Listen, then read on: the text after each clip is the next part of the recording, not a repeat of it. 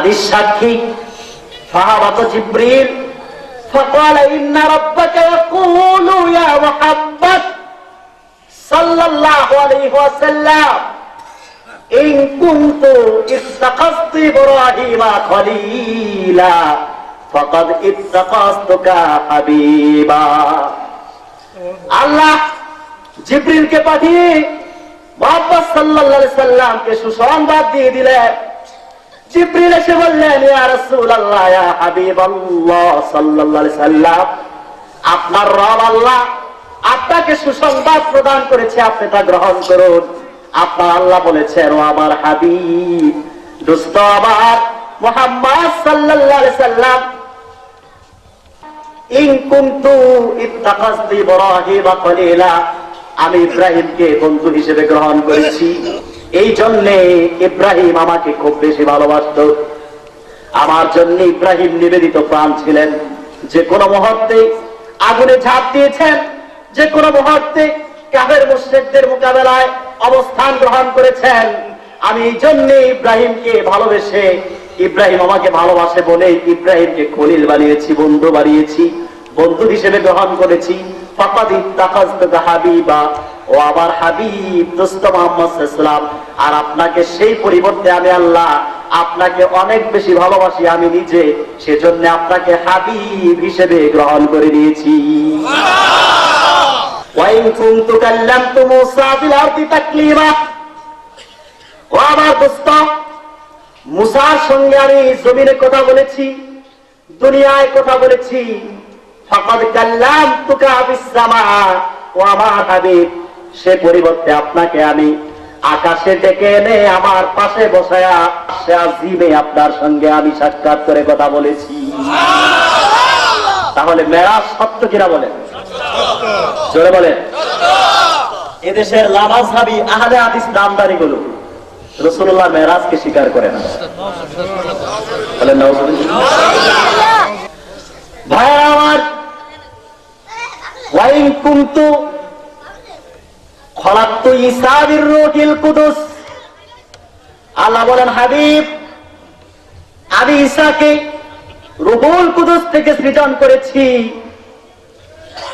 ফাকাদ খলাকতু আন আখলুকাল খালকা বিআলফি সানাহ, সেই পরিবর্তে আমি আল্লাহ আপনার হাকিকতকে সমস্ত সৃষ্টি 2000 বছর আগে সৃজন করেছি। ওয়ালাকাদ উতিকতু বিস সামাই মাওতিআন লাম ইয়াতাহু আহাদুন ক্বাবলাকা ওয়া লা ইয়াতাহু আহাদুন বা'দাকা, ও আমার হাবিব দোস্ত মুহাম্মদ সাল্লাল্লাহু আলাইহি ওয়াসাল্লাম, আকাশে আপনি এত মর্যাদা অধিকার করেছেন, এত সম্মান, এত বেশি স্তর অধিকার করেছেন, আপনার আগে আপনার পরে কিয়ামত পর্যন্ত কেউ এত বেশি সম্মান স্থান অধিকার করবে না। ওয়া ইন কুনতু ইসতাফাইতু আদম, আদমকে আমি মনোনীত করেছি। ফাকাদ খতামতু বিকাল আম্বিয়া, আর আপনাকে আমি শেষ নবী হিসেবে আপনার মাধ্যমে নবুওয়াত ও রিসালাতের দরজাকে চিরদিনের জন্য আমি আল্লাহ বন্ধ করে দিয়েছি। তারপরে আল্লাহ বলেন, এই হাদিসটি অনেক বড় হাদিস। আল্লাহ বলেন, ও আমার হাবিব, আপনাকে আমি শাফাআত দান করেছি, আপনাকে হাউজে কাউসার দান করেছি, মুকুট দান করেছি, তরবারি দান করেছি। কিয়ামতের দিন আপনার উপরে আরশের ছায়া প্রসারিত হবে। সুবহানাল্লাহ বলবেন না?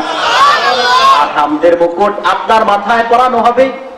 হাদিসের শেষ অংশে বলা হয়েছে, ও আমার হাবিব, সবচেয়ে বড় কথা হচ্ছে, আমি আল্লাহ যদি আপনাকে সৃষ্টি না করতাম, আকাশ জমিন আদম হাওয়া কিচ্ছুই আমি আল্লাহ তৈরি করতাম না। আওয়াজ দিয়ে বলুন সুবহানাল্লাহ।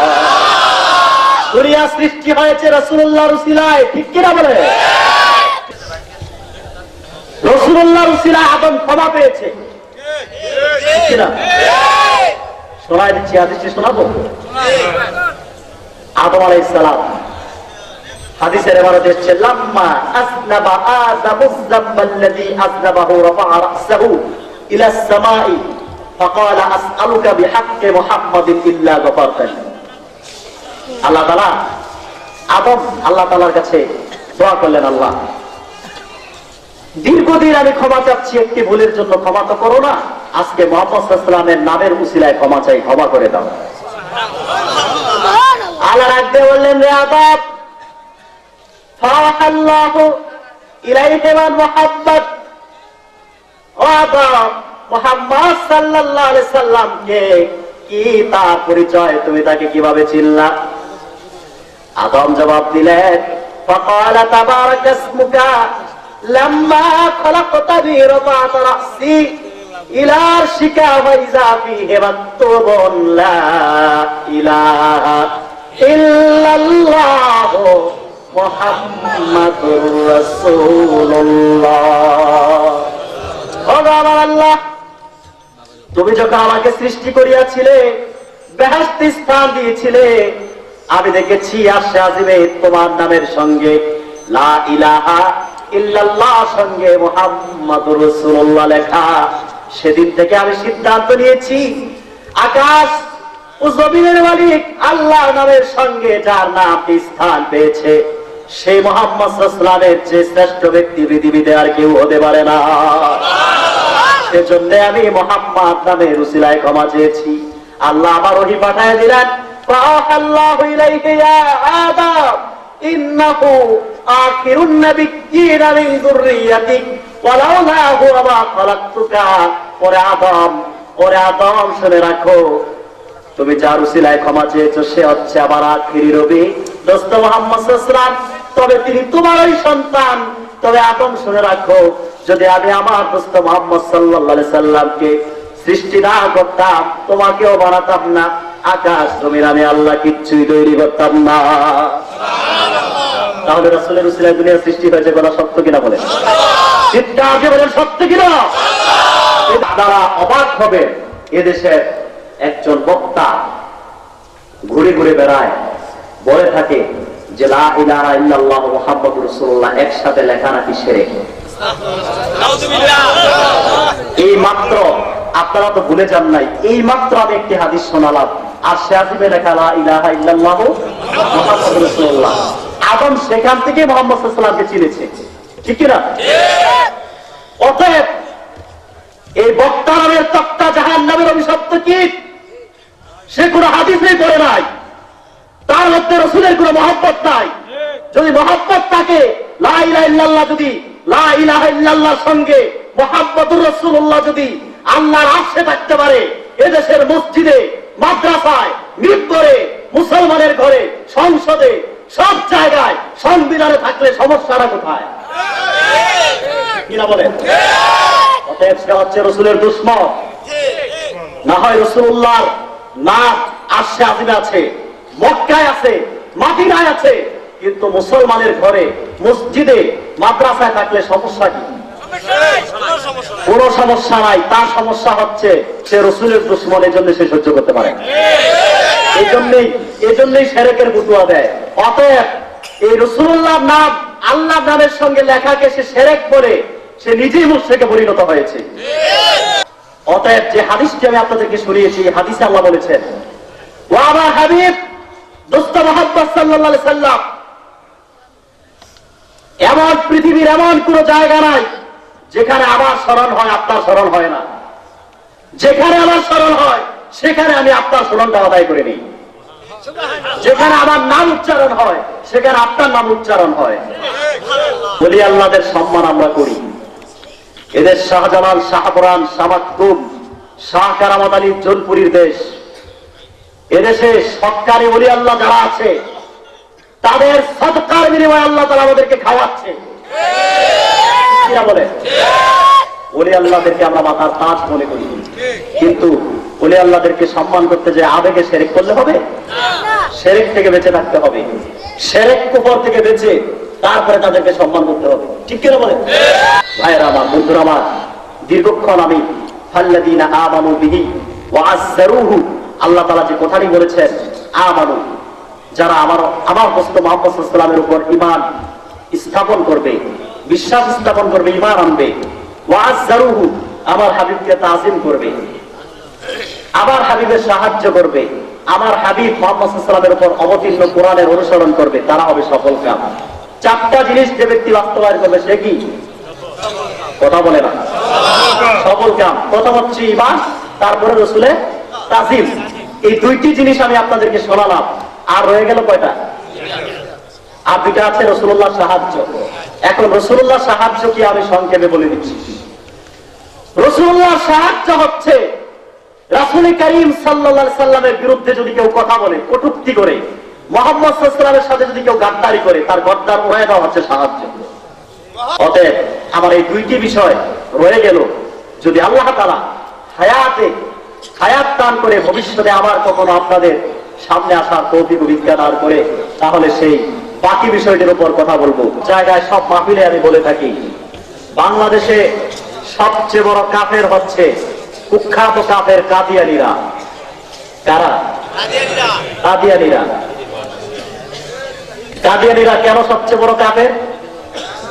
তারা আমাদের, কেউ আওয়াজ করবেন না বন্ধুরা, তারা সবচেয়ে বড় কাফের এই জন্যে, তারা আমাদের দয়াল নবী নূর নবী হযরত মুহাম্মদ সাল্লাল্লাহু আলাইহি সাল্লামকে শেষ নবী বলে স্বীকার করে না। চিল্লায় বলে নাউজুবিল্লাহ। এই জন্য তারা সবচেয়ে বড় কাফের। তারা কি? কাদিয়ানীরা কি? কেন কাফের? তারা আমার রাসূলকে শেষ নবী বলে স্বীকার করে না, মানে না। এজন্য তারা কি? কোরআন পাকে আল্লাহ তাআলা আমাদের রাসূলকে শেষ নবী বলেছেন।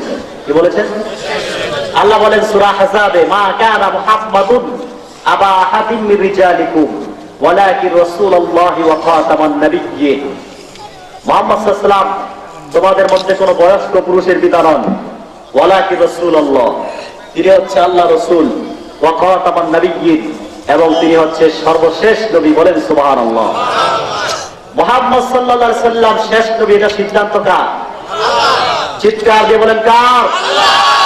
আল্লাহ। আর কাদিয়ানীরা রাসূলুল্লাহকে শেষ নবী বলে মানে না। ভাইরা আমার, কাদিয়ানীরা হচ্ছে বাংলাদেশের সবচেয়ে বড় কাফের।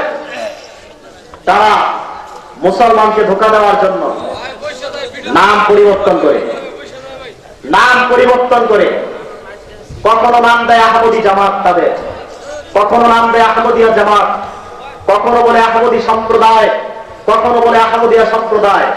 তারা কেউ আহমদী জামাত নয়, আহমদিয়া জামাত নয়, আহমদী সম্প্রদায় নয়, আহমদিয়া সম্প্রদায় নয়, আহমদী মুসলমান নয়, আহমদিয়া মুসলমান নয়। তারা হচ্ছে কুখ্যাত জাহান্নামের কুখ্যাত কুকুরের দল। ঠিক কিনা বলে? নামের কারণে আর দাড়ির কারণে যদি কেউ মুসলমান হয়, রবি ঠাকুরের চেয়ে বড় মুসলমান উপমহাদেশে কেউ নয়। ঠিক কিনা? লোকটা ছিল কি? কাফের ছিল রবি ঠাকুর। তারপরে ভারতের সাবেক প্রধানমন্ত্রী মনমোহন সিং, সে ছিল কি? কাফের। তার পাগড়ি দেখবেন আমার কাছে অনেক বড়। বন্ধু আমার, নামের কারণেও কেউ মুসলমান হতে পারে না। ডিব্বা ভর্তি পাতলা পায়খানা, ওপরে নাম লেখছে বগুড়ার দই। এটা কি বগুড়ার দই হবে? হবে? যদি সুরঞ্জিত সেন গুপ্তের মতো জাহান্নামের কীট মনে করে যেহেতু লেখছে বগুড়ার দই, তো 2-1 চামচ চলুক, এটা তার পক্ষে সম্ভব হবে, কারণ সে তো কুকুর। কোন মানুষ এটা দই বলে বক্ষণ করতে পারে না। ঠিক কিনা বলে? ভাইয়ের আমার, এক শয়তান কুকুরের পায়খানা লাড্ডু বানায়া উপরে নাম লেখছে দিল্লি কা লাড্ডু। এটা কি দিল্লির লাড্ডু হবে? ভিতরে কি? কুকুরের পায়খানা।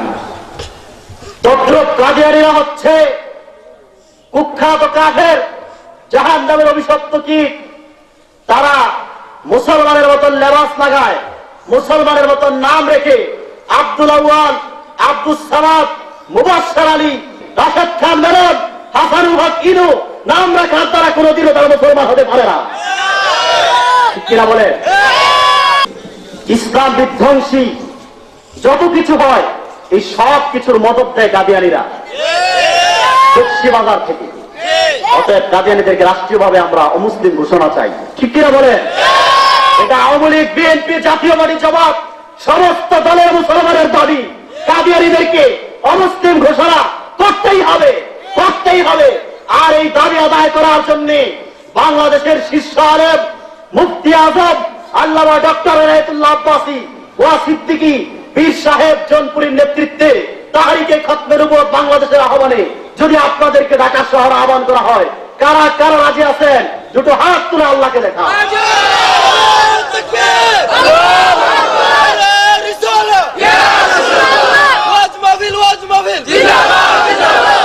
বন্ধুরা আমার, ভাইয়ের আমার, কাদিয়ানীদের 4টি জিনিস বাংলাদেশে সবচেয়ে বেশি পাওয়া যায়।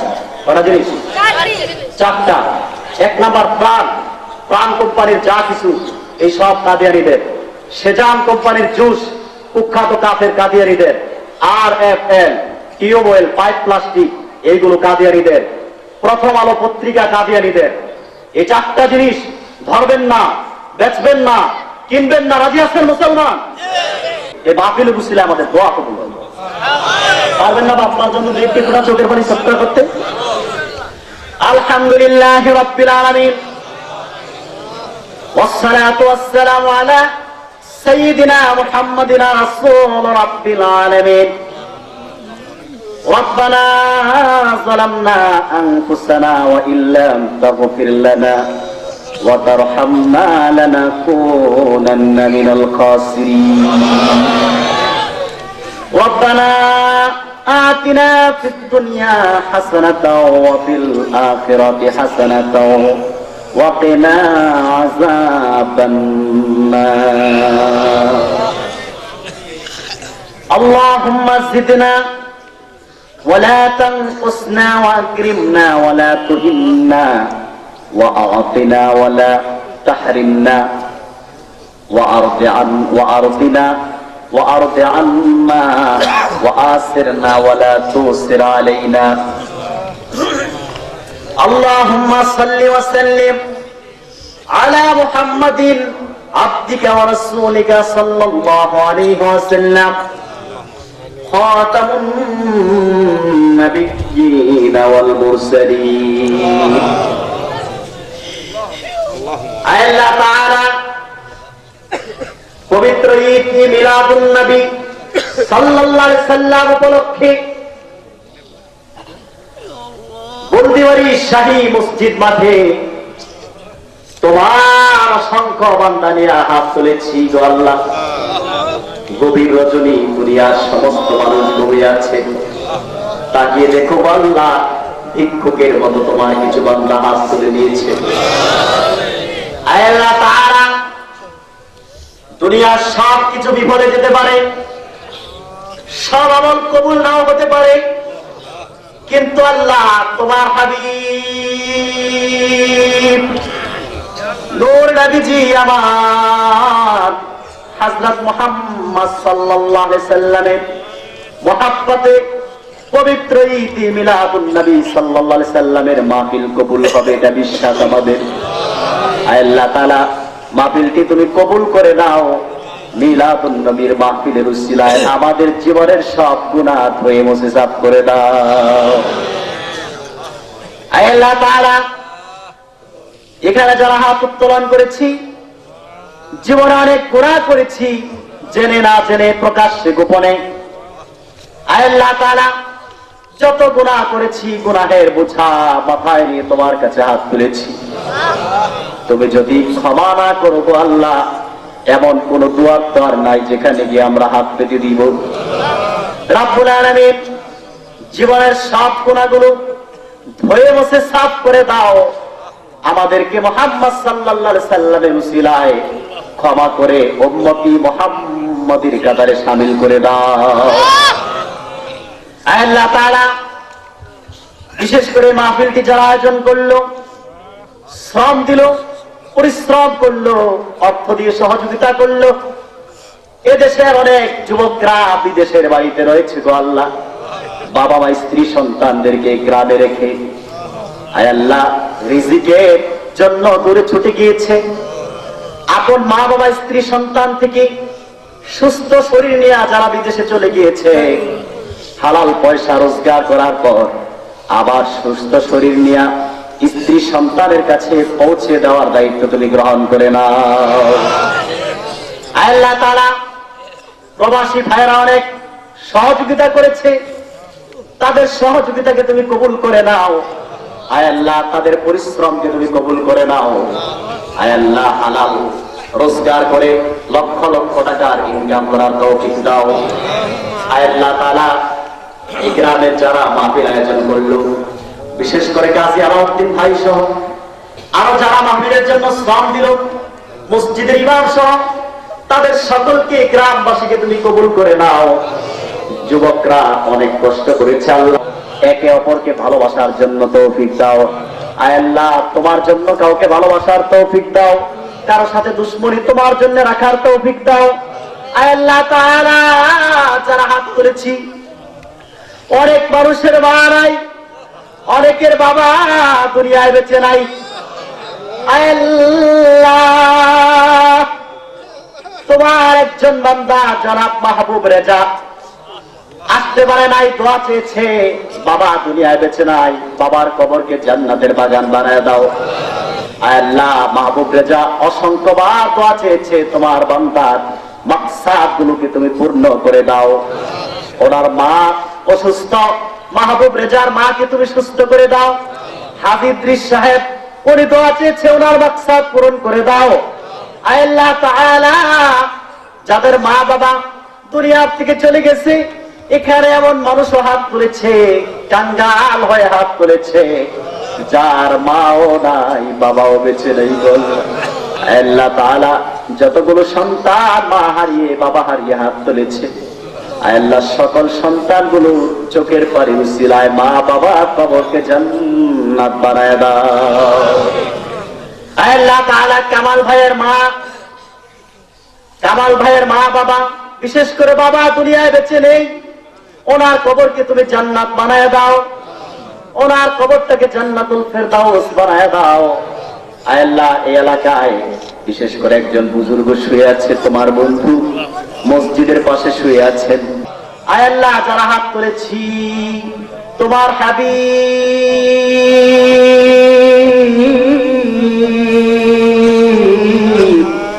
হযরত মুহাম্মদ সাল্লাল্লাহু আলাইহি ওয়াসাল্লাম আজ থেকে ১৫০০ বছর আগে দুনিয়া থেকে বিদায় দিয়েছেন।